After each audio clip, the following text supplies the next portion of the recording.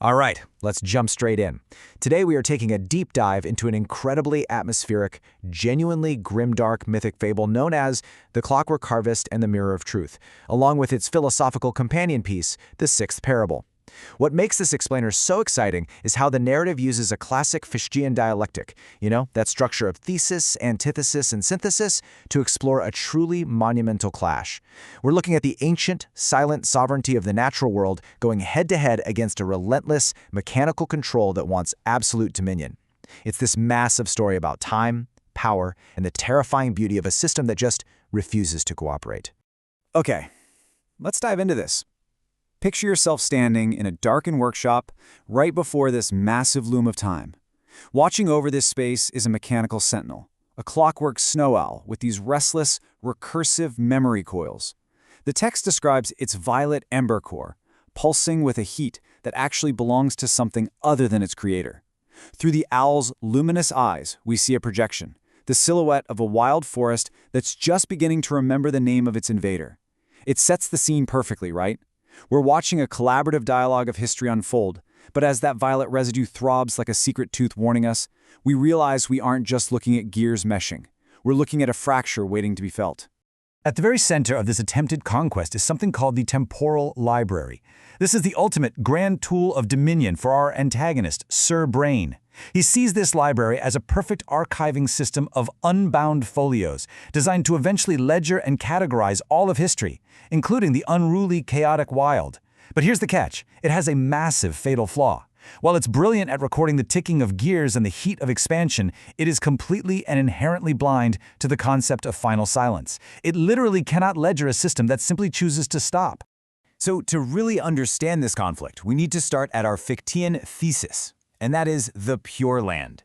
The source text paints this beautiful picture of an environment where the air once smelled purely of unoxidized potential, its natural wildness in its absolute most pristine, sovereign state. And inhabiting this dampening field of law and logic is the forest spirit.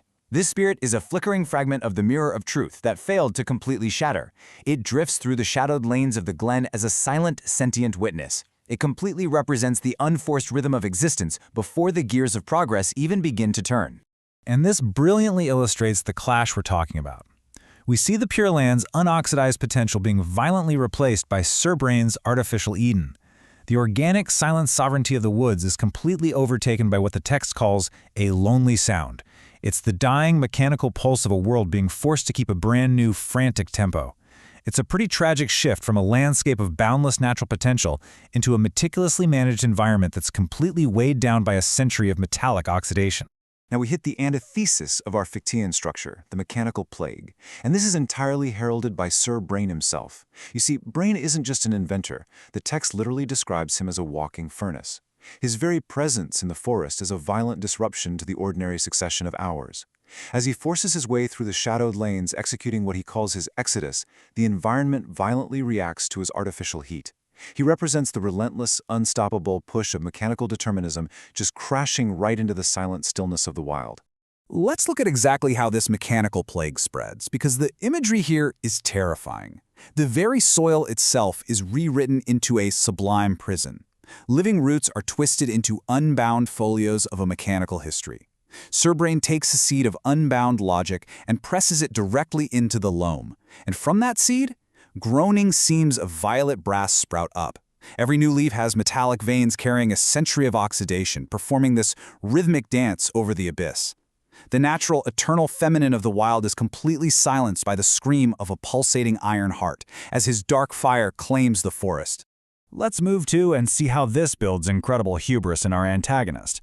Sir Brain actually says this directly to the Shadow Spirit, which is the dark, defensive manifestation of the forest itself. He says, "You are but an annotated specimen, mechanical error trying to claim a seat at my table." I mean, the arrogance there is astounding. He views himself as a self-made god, this sovereign artisan. He looks at the ancient, natural resistance of the forest and literally just dismisses it as a glitch, a formatting error in his mechanized ledger. He truly believes his gears have entirely mastered the pendulum of time. But when we peel back the layers and analyze the text deeper, a totally different psychological profile emerges. Outwardly, sure, Brain projects himself as the dark fire, boasting that his will is lightning that births its own sky. But underneath all that, he builds this loud, ticking garden out of pure terror. He is desperately afraid of the wild and deeply terrified of stopping. His constant mechanical pulse is really just a fragile defense mechanism against the quiet dark he falsely claims to control. He builds an artificial Eden specifically because he cannot handle the sovereignty of silence. So, this brings us to a massive narrative cliffhanger. What actually happens when a self-made god, a walking furnace who categorizes every living thing as a mechanical folio, is faced with an ecosystem that flat-out refuses to tick? Sir Brain has imposed his artificial heartbeat upon the wild, expecting total, unquestioning submission.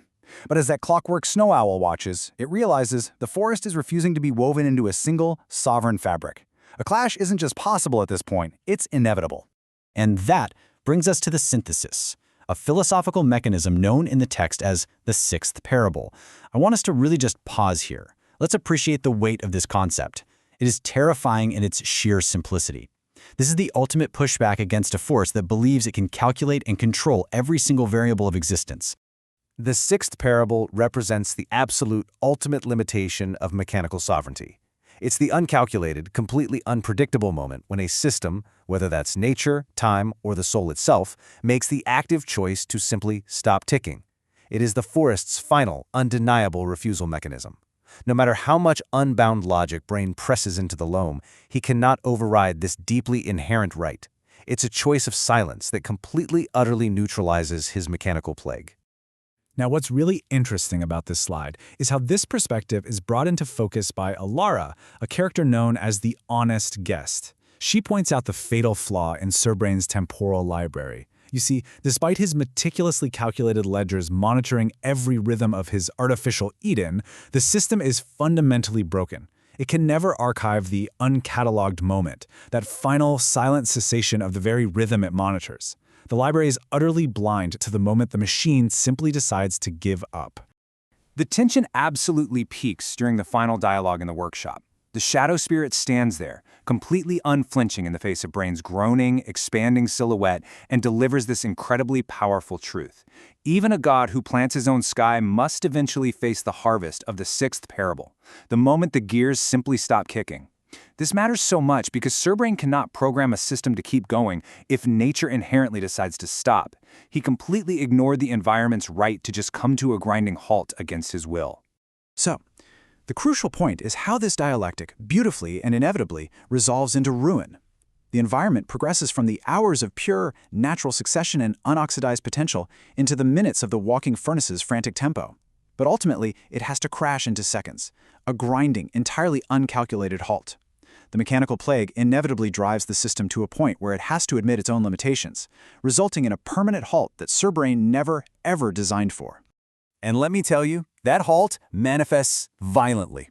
Back in the workshop, the Clockwork Snow Owl unilaterally flexes its separate ledgers. It projects an unauthorized schematic, a vision of a second space-time tear. It's a fracture in reality that seems actively offended by the shared scar of Brain and the spirit's exchange.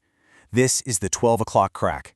It is the physical shattering of the axle of Sir Brain's sovereign control, leaving the mechanical god utterly paralyzed by a massive system failure that he cannot ledger.